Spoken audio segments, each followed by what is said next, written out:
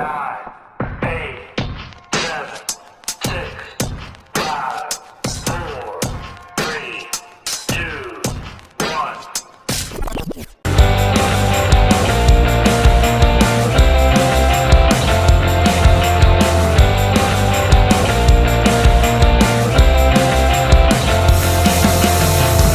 good morning and welcome back to my channel and you are watching Sundays with Kritika chapter 10। तो आज के लिए मैंने सोचा है कि क्यों ना कुछ मिसकंसेप्शंस या कुछ मिथ्स को हम दूर करते हैं। मिसकंसेप्शन नंबर 1 इज़ कि डिसेबिलिटी, हैंडीकैप एंड इम्पेयरमेंट एक ही चीज़ें होती हैं, but are they? No. Why? Because impairment होता है जब आपकी किसी भी ऑर्गन या किसी भी बॉडी के किसी पार्ट में इम्पेयरमेंट है, यानी कि उसके कोई ऑर्गन है जो कि अब प्रॉपरली वर्क नहीं कर रहा है, उसको हम इम्पेयरमेंट कहते हैं। जैसे कि visual impairment, hearing impairment and physical impairment. Second चीज़ आती है डिसेबिलिटी। डिसेबिलिटी का मतलब होता है कि कोई एक काम है या कोई एक स्किल है जिसमें शायद आपकी बॉडी अब आपको अलाउ नहीं कर रही है कि आप कुछ स्किल्स जो हैं वो कर सकें या कुछ चीज़ें हैं जो आप कर सकें। Then the last one is handicap. Now what is handicap? Handicap इंसान तब होता है जब उसकी एनवायरनमेंट या उसका सोशल स्ट्रक्चर जो है उस इंसान की एबिलिटी को रोक देता है। हो सकता है कि कोई इंसान जिसको कोई फिज़िकल डिसेबिलिटी हो, वो व्हील चेयर पे हो, अगर वो कहीं जाता है जहाँ पे शायद से रैंप नहीं है या फिर कोई रेलिंग्स नहीं है या उस बिल्डिंग में लिफ्ट नहीं है, तो वो इंसान जो है वो ईज़िली अपने व्हील चेयर के साथ वर्क कर रहा था, लेकिन बिकॉज़ सोशल स्ट्रक्चर में प्रॉब्लम है, बिकॉज़ इंफ्रास्ट्रक्चर में प्रॉब्लम है, इसलिए वो इंसान वो एक्टिविटी नहीं कर पा रहा। यहाँ पर हमने उस इंसान को हैंडीकैप बना दिया। यानी कि कोई भी इंसान हैंडीकैप नहीं होता, वो होता है हैंडीकैप सिर्फ़ और सिर्फ हमारे स्ट्रक्चर की वजह से, हमारे अपने एक्सटर्नल फैक्टर्स की वजह से।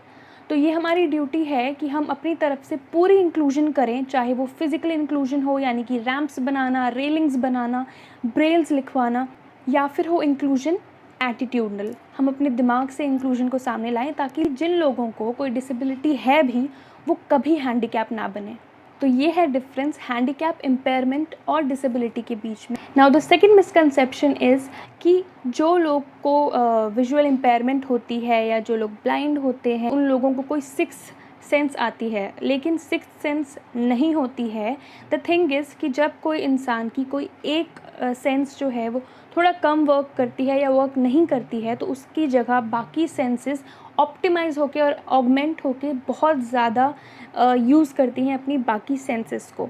जैसे कि अगर आप अपनी आँखों पे ब्लाइंड फोल्ड बांध लो और आपको बोला जाए कि हम 2 जगह जाएंगे और तुम्हें बताना है कि तुम कहाँ गए थे, तो अगर कोई इंसान जो कि विजुअली इम्पेयर्ड नहीं है, उसको लेके हम जाएंगे मार्केट में या फिर उसको लेके हम जाएंगे गार्डन में, तो वो इंसान क्या करेगा? अब उसको दिखाई नहीं दे रहा है, ही कांट सी, तो वहाँ पर वो ट्राई करेगा कि जितना हो सके अपने नाक को वो यूज़ करे और अपनी ईयर्स को वो यूज़ करे। कैसे? वो ट्राई करेगा आसपास की आवाज़ों को सुनने के लिए, वो ट्राई करेगा कि वहाँ की खुशबू वो पहचान सके और पहचान सके कि वो कहाँ है। अगर हम उसको किसी मार्केट लेके जाते हैं तो वहाँ खाने की खुशबू आ सकती है और वहाँ आवाज़ किसकी आ सकती है? शॉपकीपर्स की। तो ऑब्वियसली वो इंसान समझ जाएगा कि मैं मार्केट में था, जबकि उसको दिखाई नहीं दे रहा है। क्यों? क्योंकि उस इंसान ने अपनी बाकी के सेंसेस को बहुत अच्छे से यूज़ करके, कॉन्सेंट्रेट करके ध्यान लगाया और सोचने की कोशिश की कि मैं कहाँ था। तो जब भी कोई इंसान जो कि विजुअली इम्पेयर्ड है, हम सोचते हैं कि उसको कैसे पता कि हम कहाँ थे, उसको कैसे पता हम खाने के पास जा रहे थे। वो इसलिए क्योंकि वो अपनी नाक को और अपनी ईयर्स को और अपनी हर बाकी सेंसेस को ज़्यादा अच्छे से यूज़ कर पाते हैं, बिकॉज उनका कॉन्सेंट्रेशन लेवल जो है वो उन सेंसेस पे बहुत ज़्यादा हो जाता है।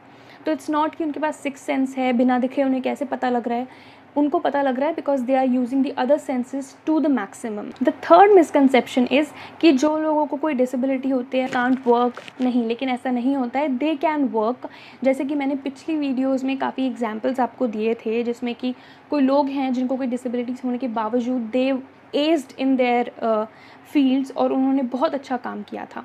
तो वैसे ही कोई भी इंसान जिनको डिसेबिलिटी है वो भी अपनी फ़ील्ड चूज़ कर सकते हैं और वो भी अपनी फ़ील्ड में एज कर सकते हैं।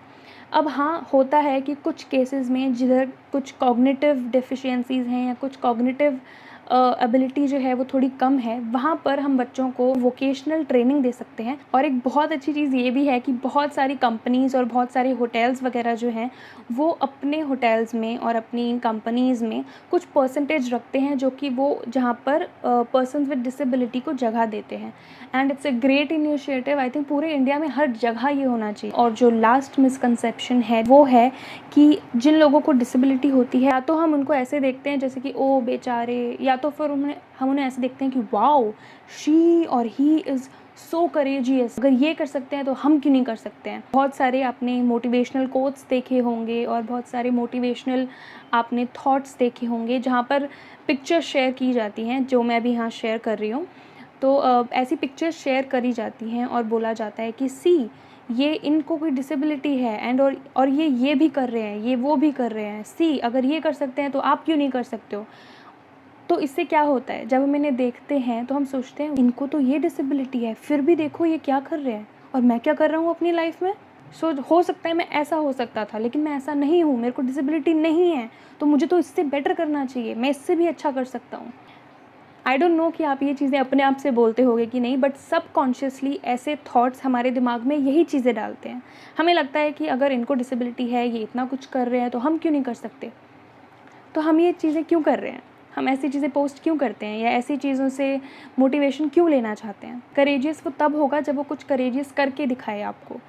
वो बस एक इंसान है जिनको शायद कोई डिसेबिलिटी है, लेकिन उनको पता है कि उनको कैसे जीना है।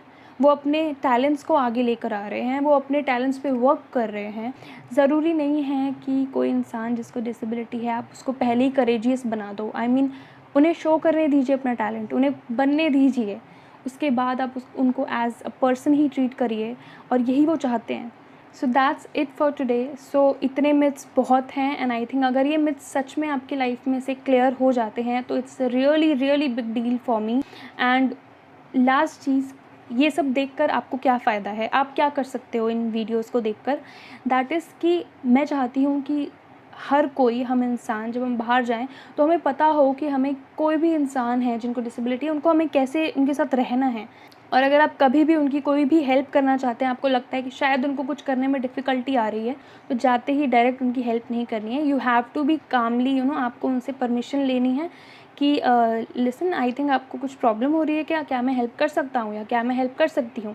इफ़ दे अलाउ यू, अगर उनको लगता है कि हाँ मुझसे ये नहीं हो रहा है, तो वो आपको अलाउ करेंगे और बोलेंगे हाँ प्लीज़ श्योर हेल्प मी, तो आप उनकी हेल्प करिए। लेकिन आप जाते ही डायरेक्टली किसी पर्सन जिनको कोई विजुअल इम्पेयरमेंट है या उनको कोई फिजिकल डिसेबिलिटी या कुछ है, तो आप जाके डायरेक्टली उन्हें पकड़ नहीं सकते, दैट इज़ नॉट रिस्पेक्टेबल। तो आपको उनसे पहले परमिशन लेनी है कि do you want me to help you, क्या आप चाहते हो मैं आपकी हेल्प करूँ। अगर वो बोलते हैं हाँ, देन हेल्प देम। तो इसी तरीके से आपको बस अपने कान आँख सब खोल के रखने हैं, अवेयर रहना है, और जितना हो सके उतना ज़्यादा वीडियोस को शेयर करना है। मे बी बिकॉज़ ये यूट्यूब वीडियोस हैं तो सुनने में लगता होगा कि मुझे अपना यूट्यूब चैनल ही सिर्फ बढ़ाना है, but that is not the sole purpose. और जब मैंने वीडियो शुरू करी थी तो जो मेन पर्पस था वो सिर्फ ये था कि मुझे अवेयरनेस फैलानी है। So I really want to make and see some changes at least in my life time.